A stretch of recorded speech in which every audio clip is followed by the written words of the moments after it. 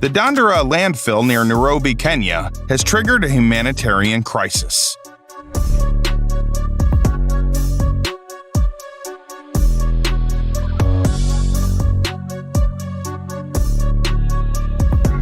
Opened in 1977, it was officially declared unfit for waste disposal in 2001. But Dandara is still operating, receiving thousands of tons of garbage every day.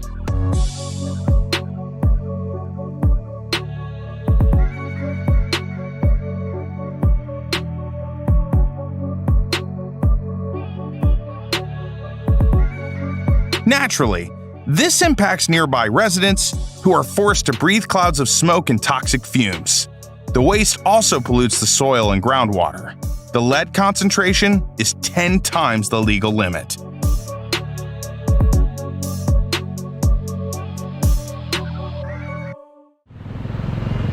Hanoi is the capital of never-ending traffic jams. The gridlock is relentless. The average traffic speed sometimes drops to just 10 kilometers per hour, and crossing the city can take half a day. The reason is simple.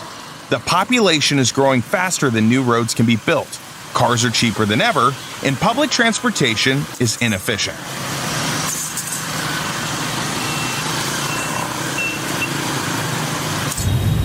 Still, the government has plans to fix the public transport system and even ban motorbikes by 2030.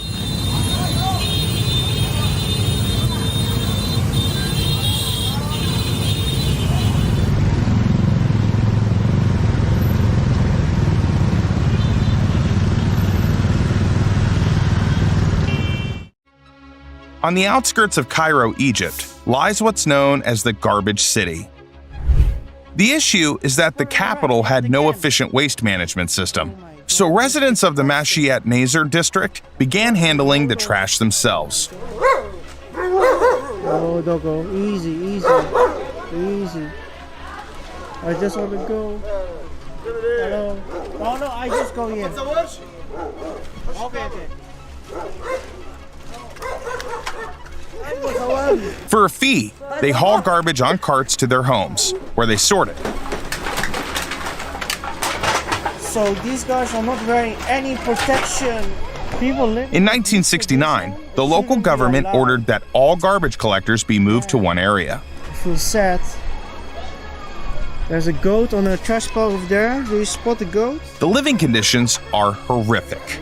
The air is thick with smoke from burning plastic, the streets are buried in waste, and the water is contaminated with chemicals.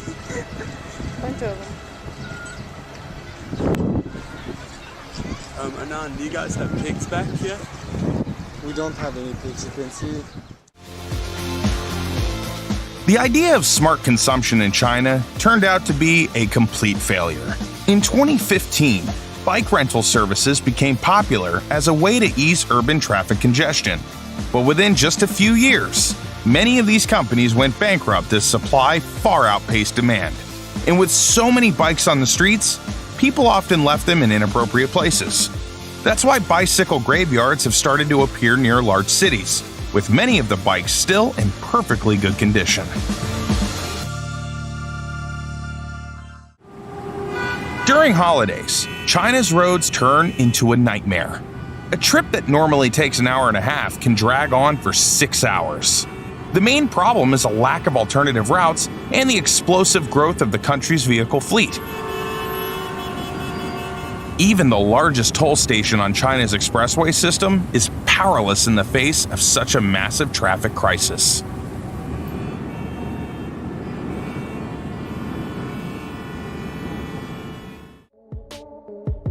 Around 9 million people depend on the waters of Indonesia's Citarum River, but decades of industrial pollution have turned it into a toxic wasteland.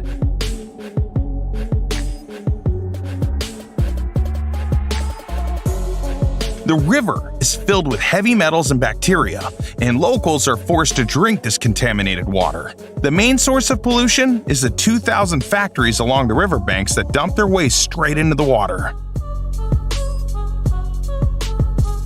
The government has launched a $500 million cleanup program that includes a ban on dumping and efforts at reforestation. However, hidden pipelines and corruption continue to stall progress.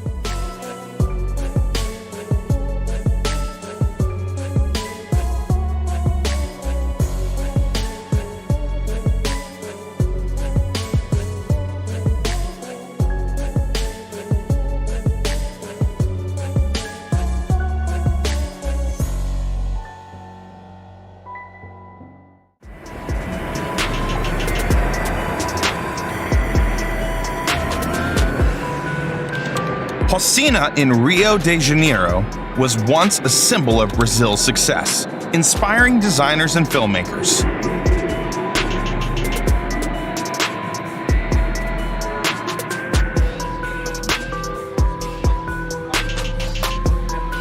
But now, it looks more like a war zone where criminal gangs fight for control.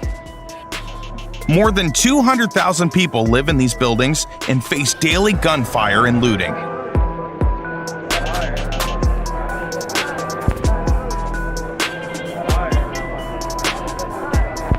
Even a trip to the store is considered an act of courage. With the government unable to maintain control in the area, the infrastructure is lacking. And residents don't have reliable access to clean water or sewage systems.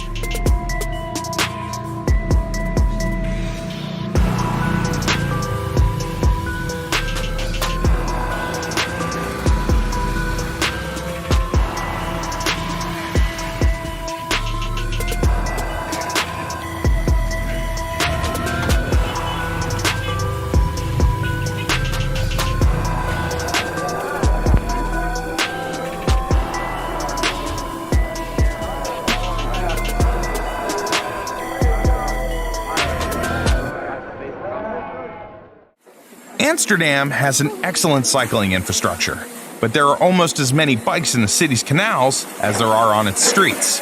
Over 15,000 bikes are pulled from the canals every year.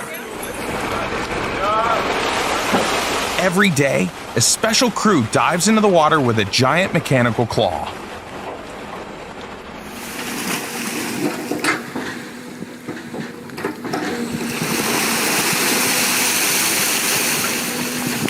Occasionally, they even haul out refrigerators or cars, about 50 of them a year.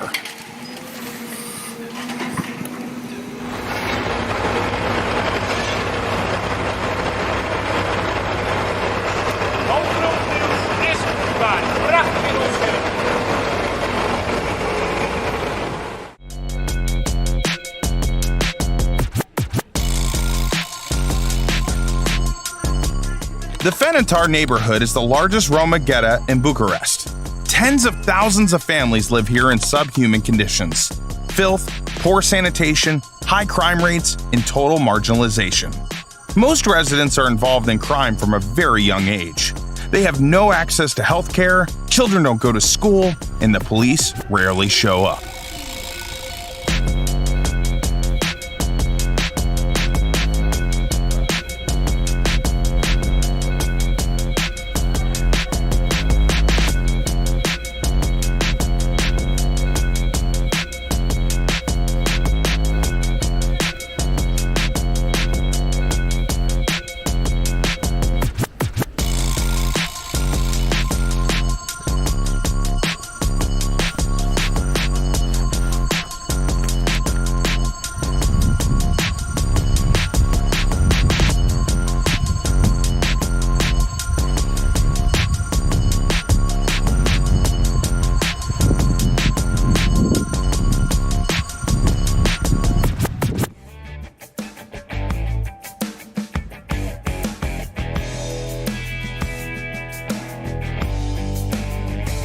La Paz is the de facto capital of Bolivia. Located 3,600 meters above sea level, it's the highest capital city in the world. Its outskirts are a chaotic sprawl of homemade buildings built from cheap bricks and sheet metal.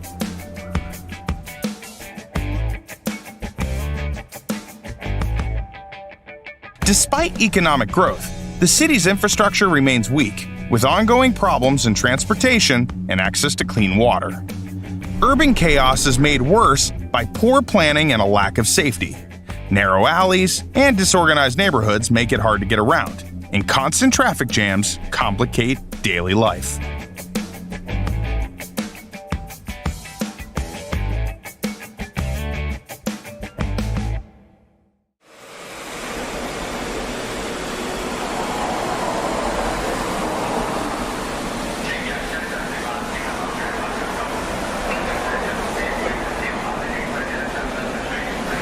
The Lizaba station in Chongqing is a unique architectural project where a monorail passes straight through a residential building. It was built together with the apartment complex to minimize noise and vibration for the residents. Not everyone would want to live there, but that hasn't stopped the station from becoming a popular tourist attraction.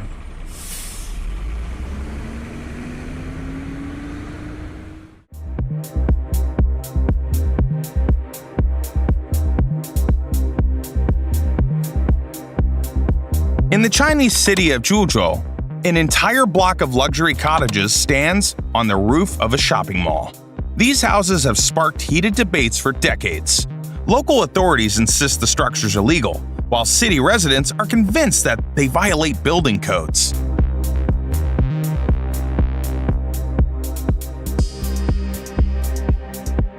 Either way, the mysterious rooftop villas have become a well-known local landmark, especially online, where they continue to fuel intense discussions.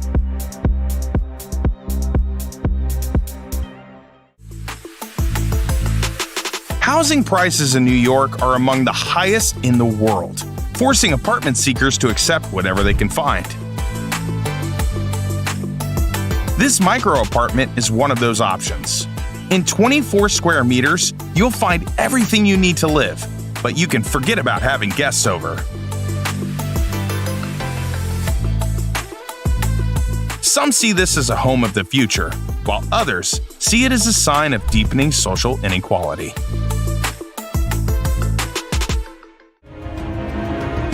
The Burj Al Babas residential complex in Turkey is a textbook case of grand plans gone wrong. Built in a picturesque area, this vast development consists of hundreds of half-finished miniature castles, straight out of a fairy tale. The project was designed as a luxury resort for millionaires from the Middle East, and each castle was priced at $500,000. But luck turned on the investors. A sharp drop in oil prices cut into the income of potential buyers, and the financial crisis that followed caused the Turkish currency to crash. The company behind the project went bankrupt, leaving the construction unfinished. In the end, the castle stood empty and lifeless.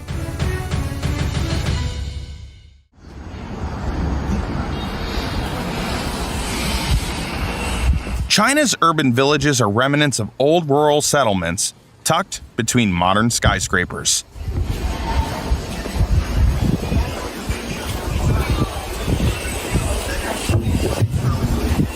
They are mainly inhabited by migrant workers living in poverty and poor conditions.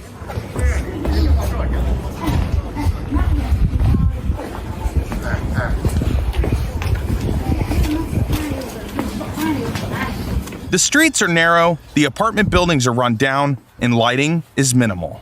There are also constant problems with water supply, electricity, and sewage.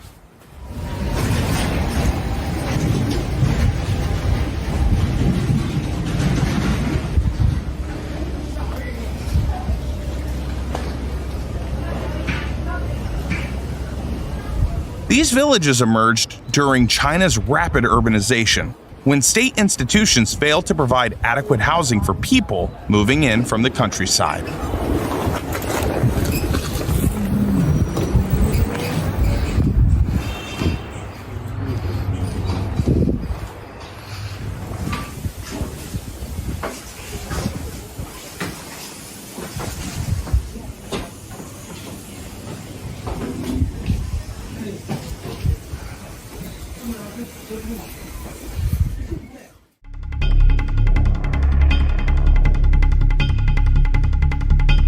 Petare is a massive slum in Caracas, Venezuela, home to around 30,000 people. Residents face unsanitary conditions and crime on a daily basis. At first glance, the idea of tourist tours through this area might seem absurd, but they provide income for locals. No, me la vendieron, es una cora aspirina me vendieron. Tuvimos que frenarla, yo tuve que meterla arriba. Bueno, era por cualquier cosa. Petare emerged as a result of an economic crisis that led to a sharp divide in society. The wealthy neighborhoods of Caracas are just meters away from the rundown plywood structures of the slums.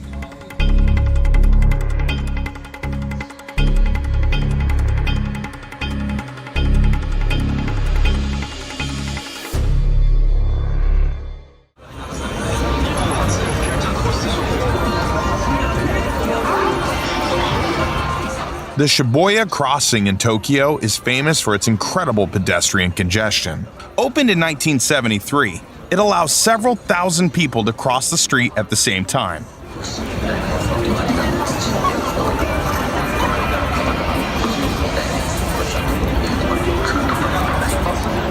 Viewed from above, it looks like a human ant colony. It has become a true attraction for both tourists and locals, and it often appears in films and TV shows.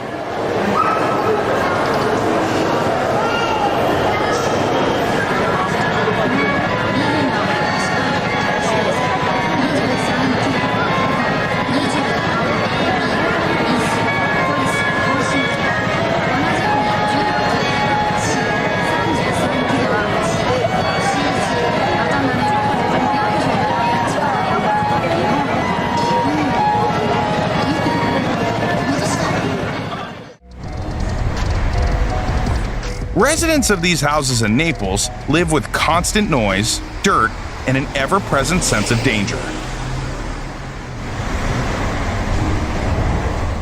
They endure car horns 24/7, the smell of exhaust fumes, and the vibrations from the massive viaduct structure overhead.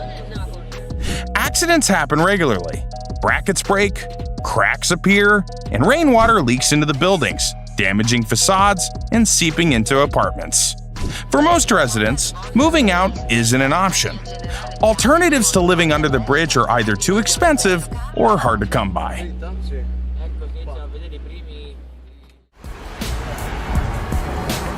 In 2023, piles of rotting garbage filled the streets of London.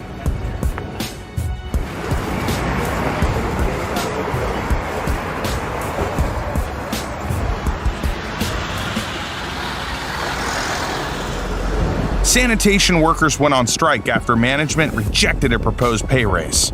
Business owners were forced to dispose of trash themselves, spending large amounts of money in the process.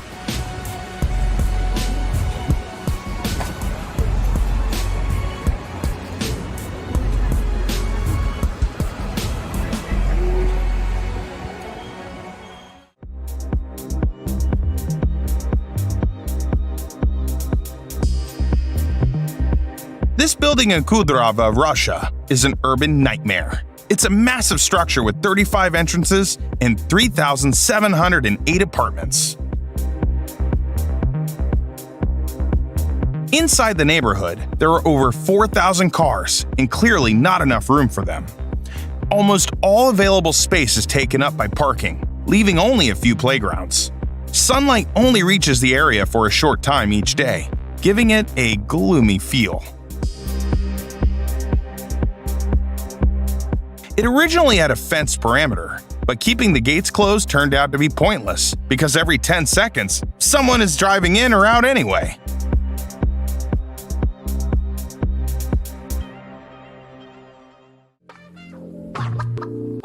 The Vertical Forest in Milan is a residential complex made up of two towers, 110 and 76 meters high. As you might guess, they're covered in greenery, 900 trees, 5,000 shrubs, and 11,000 herbaceous plants. The total planted area spans 4 hectares. Thanks to this green cover, the complex improves the city's ecology, purifies the air, regulates temperature, and boosts the area's biodiversity.